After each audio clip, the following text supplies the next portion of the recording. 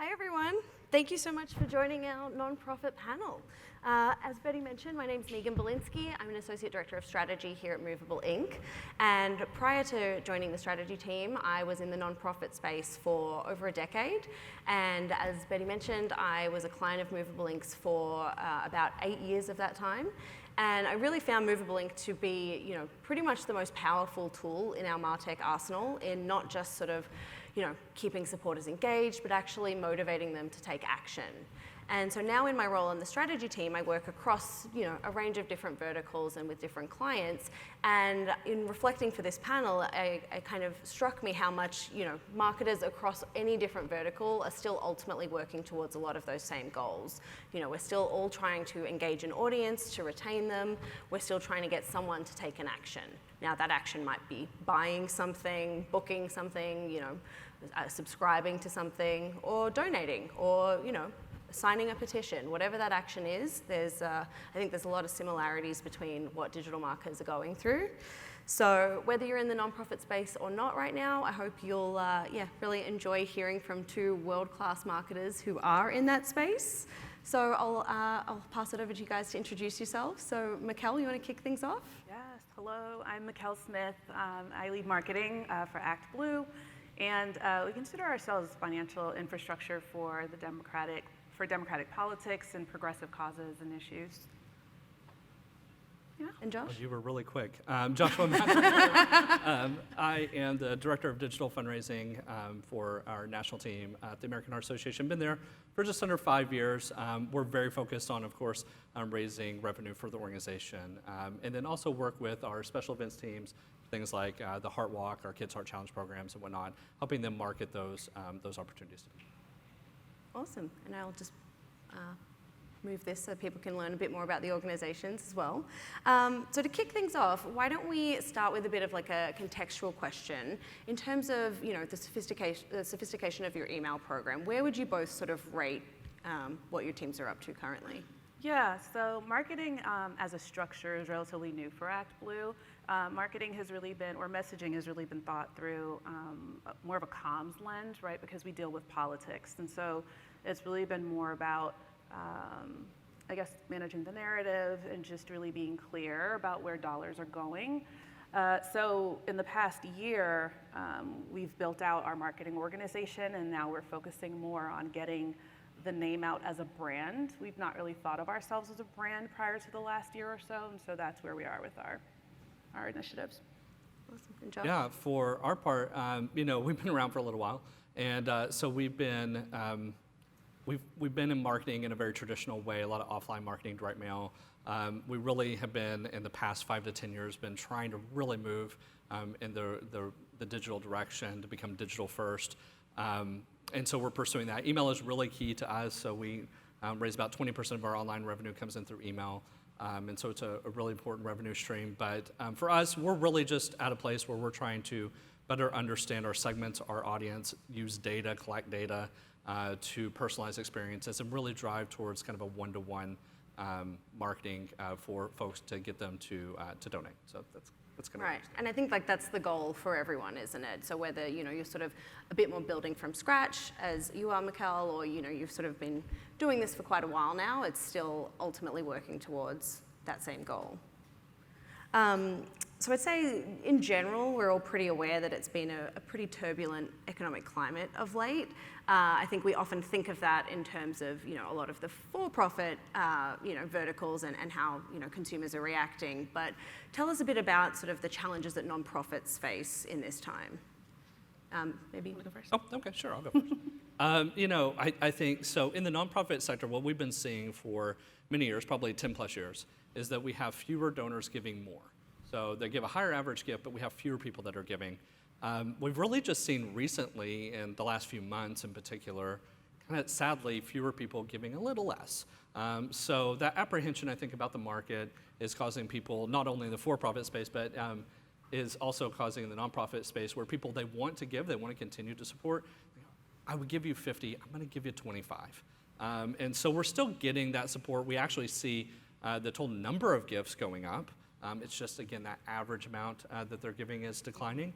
And so we're really focused on making the most of the traffic that we have. We have 42 million people that come to our website each year. And so really trying to make the most of conversion rate optimization, retention strategies in order to maintain and grow our revenue streams. And Mikkel, are you seeing anything similar? For us, it's a little bit different. So politics is so personal to everyone, right? And it really is based on what's going on in the world and more specifically the country. And so people are engaged more so on how the issues are impacting their lives, more so than the economics and what they have available to themselves. And so for us, it's more navigating how to respect that personal space. And how to respect the fact that we know that there's economic kind of instability. But for us, it is a little bit different where it's, folks are just reacting to changes in our legal system or who's running for office or anything like that. That's what motivates people to donate for us. And I think the sort of, hidden thing here is that with nonprofits, we're asking people for money with kind of nothing in return, right? We don't have a brand new shiny product to, share. We don't have a promotion to give generally. So it's a harder ask to continually find reasons to go out to your audience. Right, it's one of those things that I feel people, when they're looking at, do I buy groceries, do I buy, this product or do I give? Give tends to be maybe more on the chopping block. It's one of the first things yes. that kind of, unfortunately gets cut. Right. So talk me through some of the things that you're doing to, I guess, counteract that and how you're trying to maintain engagement that can ultimately then serve those fundraising goals. Yeah, so a challenge that I think is somewhat unique to the industry that we're in, right, is that especially in the last election, I think it's been a trend that's been growing, but particularly in the last election, folks are a lot more sensitive to spam. Right? So you donate and then you get 1,000 emails from the party or the candidate or whatever issue.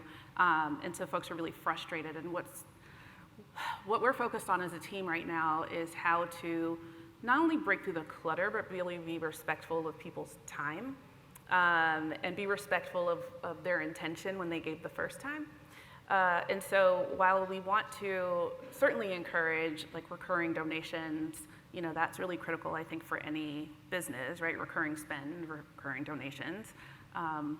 That's what we're trying to navigate, right? Is how do we show them that we are respectful, but we do need them to engage. We need them to be motivated to take part in the democracy, and that's what kind of fires us up. So.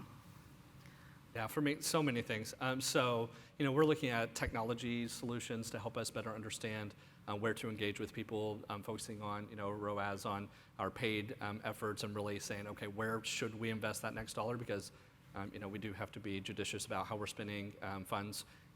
So we're doing those things, like I mentioned before, really leaning into conversion rate optimization to take advantage of the traffic that we are driving to our website and to our donation pages. Same thing, we're really leaning into sustainer giving, so that's recurring giving. We have a new DRTV program that hopefully you've seen on TV for the last couple of years that we've been running, and it's really focused on getting that recurring gift, which really helps us build a base of support long term. And then, things like within our journey experiences, I mentioned technology, and we're trying to find new ways to use AI to do things like send time optimization, so that we can make sure that we're sending emails when people actually want to get them and when they'll respond and open, as well as engagement type metrics. So are people oversaturated? Are they undersaturated? That individual, should we skip this message for them? Should we make sure that they're getting into all those messaging? So we're trying to use technology in smart ways to do that. And then again, going back to the data, really identify those data points that we can be using within our messaging to show people that we understand why it is that they support our cause.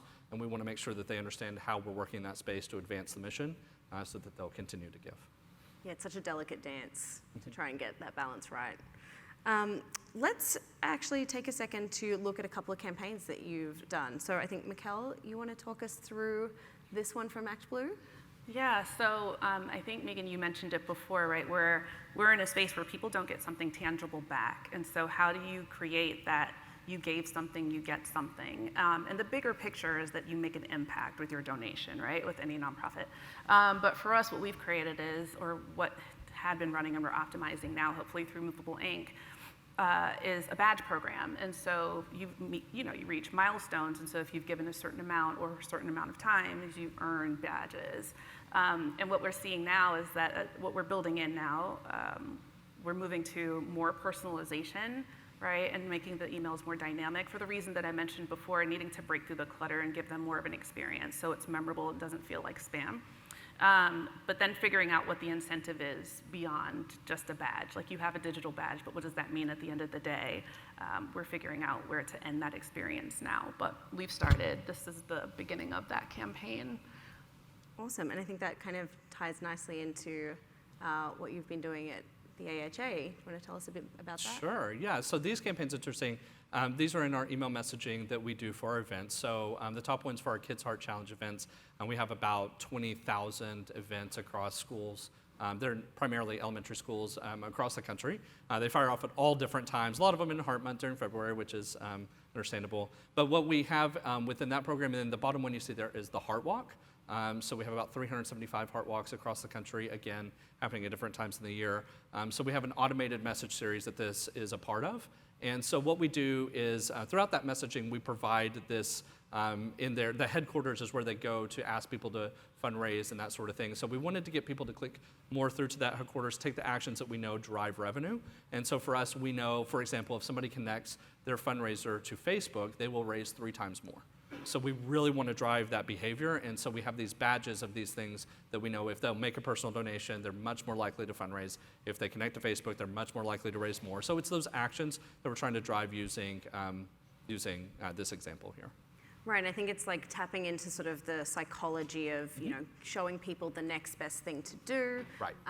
Making them feel like they want to get that completion, Want to get to 100%. They want to get 100%. It's kind of the LinkedIn model that they ran for many years in terms of profile completion. Right. And I think it's, it's kind of very transferable. In certain verticals, this might be download the app or, sort of fill out an application. So, it's definitely something that transfers across all of the verticals. So let's talk about brand loyalty. That's another area that I think in other verticals it's very commonly discussed, but people probably don't realize that nonprofits are also sort of tackling this challenge as well and really trying to create the most loyal supporters as possible. So how are you both doing that within your programs? Personalization. Yeah, I think it's standard across any industry really, but personalization's become really critical for us so that you don't feel like we're just kind of mass spamming you with requests, but that we really understand what your interests are and what your passion points are, and the types of candidates maybe that you support, and making that information available to you, what's going on in your market, what's going on in that space that you've invested in over time. So personalization's become really, really critical for us to kind of stand out. And what about you? Agree. I think personalization, definitely a big component in it. Helps our donors understand that we know who they are, that we see them individually, not just, like you said, like a mass email that we just sent out to everybody and hopefully you'll give. And so, for us, we do have good brand recognition, which is really helpful. But when you're in the nonprofit space in particular, you're kind of held to a really high standard that if you do something that kind of violates that trust, that goes poorly for you. So, it can be really tricky how often the send cadence of how often do you ask for that donation. Some people are okay if you ask them a week later. Some people are very much not okay if you ask them a week later. So it's really trying to figure that out and manage that. And then, working with our web teams. So our brand team and marketing team is actually separate from our fundraising team. So it's just working in an integrated way with them so that we understand what it is that they're putting out at a national level, what it is that we should then work together on so that we can make the most of that. And then I guess you kind of touched on it, but what role does automation play and technology play in helping you achieve this and other goals? Yeah, I'm excited to talk about that. We use automation a lot. So over the last 4 to 5 years, I mentioned the number of events that we have. So we, before we set up our journeys, which we use Salesforce Marketing Cloud in order to do that, we'd set up journeys in that way. And so we have about 8 journeys within the Heart Walk, depending on where people are at, either scheduled or based on behavioral actions that they take. And so we were able to fully automate the communications that we send out in an omni-channel way. So not just emails, it's social media ads, it's other things, right? Text messaging. So we're able to do that. Before we did that, this happened, we were able to set this up right as COVID hit. It was really pivotal because before that, we were actually manually scheduling 9,400 emails a year. And so we wouldn't have been able to pivot in the way that we needed to in the messaging. We wouldn't be able to do the A/B testing that we need to be able to do in a fast way. So it's been really vital to us. Same thing with our Kids Heart Challenge program, and then also in direct response. So we have about 40 or so journeys that are running all the time, and we have about another 10 to 20 that are being produced right now. Wow. And Mikkel, I guess with you guys sort of a bit more of that foundational layer, what's in your mind about, how you want to implement automation to, work smarter, not harder? Yeah, we've actually started because we were at the beginning of the journey that you just mentioned, and so we had been sending manual emails, thousands a year until last year. So we've recently finalized our onboarding of HubSpot. And so HubSpot we're integrating to all of our systems really, but definitely to drive a lot of the automations that are necessary in marketing today, I think, and then the personalization. So we're standing up HubSpot now to start creating those journeys and creating those lines to reach people. Awesome. Yep. And what is something that you're most excited about, either adding or improving in your program in the next year or two? Okay, for us, in the next year or two, that would limit this. We've been working on, so what I was amazed when I came to the American Heart Association almost 5 years ago was that we are like 10 businesses combined together under one mission. And so we have different business units all raising revenue in very different ways. And so what that has created is a lot of different source systems and data just everywhere. And so one of the things that we've been working on is actually centralizing that into a single CRM solution, which seems very basic, I know. But for us, I'm really excited for us to get there because as we do, we can further personalize and speak to constituents in the way that we should. So that's what I'm sadly most excited about. And it's funny because you might be so advanced in some ways, but just getting that singular CRM is a huge deal, and it's going to be a game changer. Right. Mikkel?